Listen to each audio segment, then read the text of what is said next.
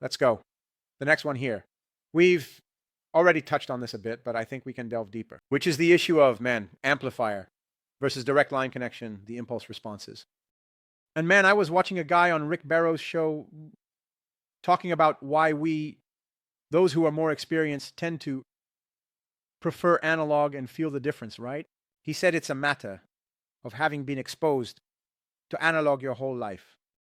So, you have a tendency to, man, intuitively, without sometimes being able to distinguishly lean more towards the analog sound. In a way, man, I don't know why, but I'm enjoying this one more. It's not about better or worse. I just like analog more. Without being able to give a bigger explanation sometimes. Because sometimes you say, man, for me, this analog sound is much better than this digital one. But sometimes you put them side by side and say, dude, they're identical. But something intuitively inside you, due to your brain's processing, makes you lean towards analog because of the exposure you've had throughout your life.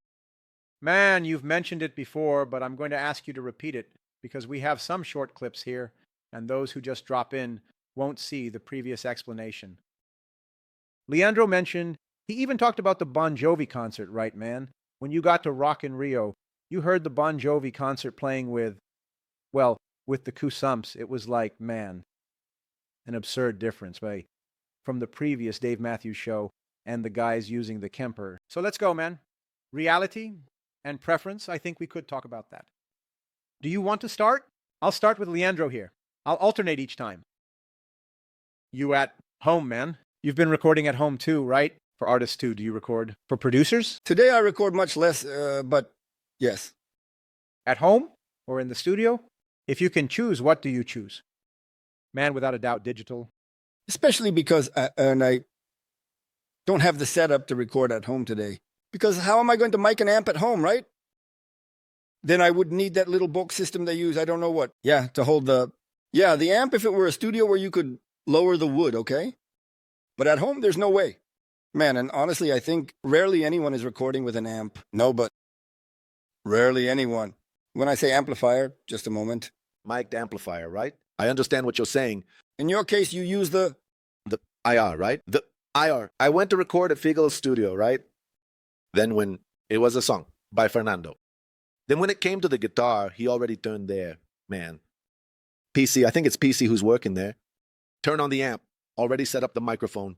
Then I said, oh, do you want to test it? It's just that I usually record it here for the G2XLR, but he doesn't like it. He prefers, we can plug it into C and stuff, I don't know what. Then he plugged it in and it's cool, right? Because this guy, I'm impressed with him, and when I set the tone, he said, man, cool, but are there some cuts? Is something cut off? I said, oh, some things are filtered. No, open it up here, man. He started opening up the sound. The sound was cool, right? It was a gap. The sound of that clean Fender sound and such. He was giving some advice. No, open this up more. What are you cutting? I said, oh, I'm cutting this. He said, no, open this up. Remove this. No, don't filter this here. Man, the sound did like this. Look, from the digital. Then he turned up. No need to turn on the amp. And we use the digital. So you see that, man, the guy records every day. With an analog, a microphone, he knows he has the sound in his head. So, of course, the person who has been recording for many years with analog, because digital is, though, trying to recreate what analog does. He already has that sound in his head. We're talking about a Feghali in new clothes who has been doing this for years, right? So you have to listen, man. And I left there and even saved the preset. This one I'm going to keep here. Look, Feghali's team, because, man, it's surreal, man. So that helps a lot. Now, I think like this. Why is it only digital and why is it only analog? We can use both. And nowadays, what he talks about is miking. Really? Who recorded by miking the amp, especially alone at home, right? Because usually when you're recording at home, you're alone. Man, it's really annoying. Because the amp is far away, right? Because it's very noisy. So it's mic'd over there. Then you go there, play. This doesn't sound right. Then you go there, adjust the microphone a little, then you go, adjust it too much. Then go back, adjust a little less. Until you find the sound. There I found the sound. But, my friend, it's right there, in front of the amplifier. Anyone who passes by and bumps into it, that's it. You'll have to do it all over again. This takes a lot of time. With digital, for example, you're using a simulator of a Marshall, right? It's a heavier sound. You want to switch to clean, you go there, change it. It's ready, man. And that thing, right? You save everything, right? You save everything. I have a preset saved with the producer's name. When I recorded with him, he would say, save that. I would say, no, it's already here. I would save it with the producer's name. He would come and say, where's that tone of mine? It's right here. Look, it was the same sound. That's wonderful.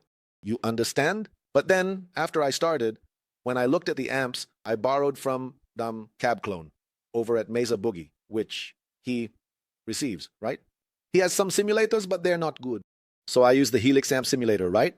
The IRs that I use from outside. When I made this combination of taking the amp and running it through the IR, man, it's very different, I felt a big difference in the harmonics, when you record those guitars that will stay on one side, quieter, right in your ear. With digital, you would record there and you had to tweak the equalizations to make it sound low. Because it's that thing, you record the guitar with a big sound and then you ruin it in the mix to make it make sense overall, right? So it doesn't clash with the bass, right? Those mixing things. So with analog, it seems like the harmonics are much more alive. So you record and put it quietly there. You hardly need to adjust anything because it already stands out. The harmonics vibrate more, I had this feeling when recording with an amp with a head. But, man, it's a lot of work, right? Sometimes I go to record elsewhere. You take the head, take the pedal board, no, take the pedal. Because it's not just the head. There are the little pedals. Then I needed a compressor because I only use digital. So I had to buy a compressor. And that's how it starts, right? Then the cables. So now, thank God, I partnered with Scatter Cabos from Sao Paulo, who sent all the cables to me, man, because it's a lot of cables from one pedal to another, from one pedal to another. Then connect here. Then there's a special cable from the cabinet to the header, which are those speaker cables, as they call them. So it's a different, more specific cable. Do you know, Oracle, what this different cable is like? What is the difference in the cable? I know, man. It's a parallel cable. It's different from the cable we use for instruments. You can even connect it, but over time you'll end up damaging either the cabinet or the head, certainly the cable, because there's also an issue of impedance, of resistance. The resistance generates heat, but this head-to-cabinet cable is a parallel cable. So that's what I did at home. I bought a B-box, then I run the guitar, or compressor, the tube screamer, a drive from TC that I love, which is the Nova drive. Do you have a photo of that setup? Yes, I'll send it to the Oracle. Send it now so we can put it here. Just put it. Then it goes out, goes to the AB box, then the AB box splits, goes to the front input of the Mesa Boogie amp, and goes to the Laney. At the back, since I'm only using, which is actually from the Cab Clone, I switch. But the cables are already connected because Scattercab sent me 2 of these cables, right? Specifically for cabinets. So there are 2 plugged into each amp, and I just switch at the back on the Cab Clone. Because I use the clean from the Laney and something more crunch, more overdrive from the Mesa Boogie. That doesn't leave the house at all, right? It does. When I go do things outside, that's what I'm telling you. It's a lot of work. Wow. You take everything. It's a lot of work. It is. I'll send you the photo I took of the... And the producer is already like, man, you didn't bring the vaccination. You brought the other guy there. There was a day I only took 1 head, then another day I took 2. Man, the guy made an appearance. And you, Elias, talk in the meantime. Man, camper, right? Just camper.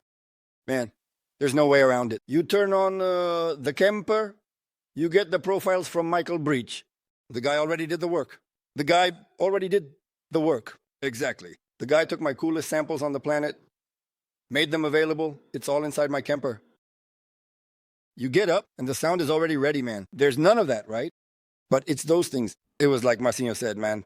The amp has something extra there. I will always think that, There's a magic. There's a little something extra there that appears, which, with digital will work. It will be fine. Suddenly, in the end, the person listening won't really... But, man. If you were to record your instrumental album, would you choose to record with the amp? Is that it? No. No. So despite...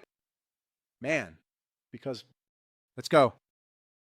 Let me take the picture and send it to Mitch here too. It's going to be a crazy job, man. I'm very lazy. When he wins, it's laziness, a lightning strikes and burns, right? The guy, that day, the guy was getting really mad at me. The producer got really mad at me. That guy got really mad at me. I know I'll never record anything for him again. You're not even going to mention the name? No, I can't mention the name. Man, it's just that I was coming off a week of a lot of work, travel, things, courses to sort out, man, work. Then the guy sent me 7 songs to record. He said, can you record for me? He wanted you to record. I said, sure, and of course, let's record and all. But I imagined he would send 2 songs because nowadays you have to send 2, 3. Wow, he sent 7, man. Then when I set it up, I said, man, today I'm going to record. I'm relaxed. I set up the system, new strings, bam, plugged it in. Bam, when I started playing, then I started thinking, damn, I have to do this, I have to do that, I have to do this, do that. My partner said this about everything. Man, I'm sorry, but I'm not going to record this thing. I'm really tied up, dude. Because I said, there, I already lost that recording of what? The new guy, the new producer there, and all. If it were like that, hey, go to Marcinho, because Marcinho is going to rock it. I love it, man. I think it's such a therapy. I like it too. You know what happens, man? Today, not that I don't record, right? But there comes a time when you prioritize things that are bringing you more results. For sure. No, everyone does what they want with their life. Then if I stop for 2 days to record an album, because man, 7, 8 musicians you won't record in one day. You will. It takes 2 days to record an album. There are 2 albums that I look at and say, wow, it's 2 days, man. Then it's tough, man. So the guy sends me 2 songs and I record them happily. Now, beyond that, man, for me, it's a really big challenge. So you who are watching, producers, Send a step. It'll break everything. leave the email here. Oracle will put the email here. No, I think it's a matter of the way, right? The mold. Yeah, you have to have the mold here connected, you know? There's the switch, because now you're the studio guitarist available for that. And when you really start having other tasks and you see yourself not doing that anymore, it's hard sometimes to switch to the other side, right, man? Yeah, there's no way around it, right? There comes a time when you need to either choose some things, or it will happen like it did to me at the end of the year when I had a burnout. Happened last year. It intense. Last year? End of last year. What happened in practice? Crazy work. I almost fell into a deep depression, right? If I didn't stop traveling, if I didn't stop doing everything I was doing, I would have fallen into a depression. Wow. What did you feel like? When you start wanting to stop everything, something is wrong. Are you more excited now? No, I didn't want to leave the house for anything. I said, whoa, something's wrong here. Huh? Something's wrong here. Doing 20 schedules in a month. Taking care of things for my courses. Then a recording comes up. Life matters to resolve. Man, it's not possible, dude. Then you say, wow, hold on.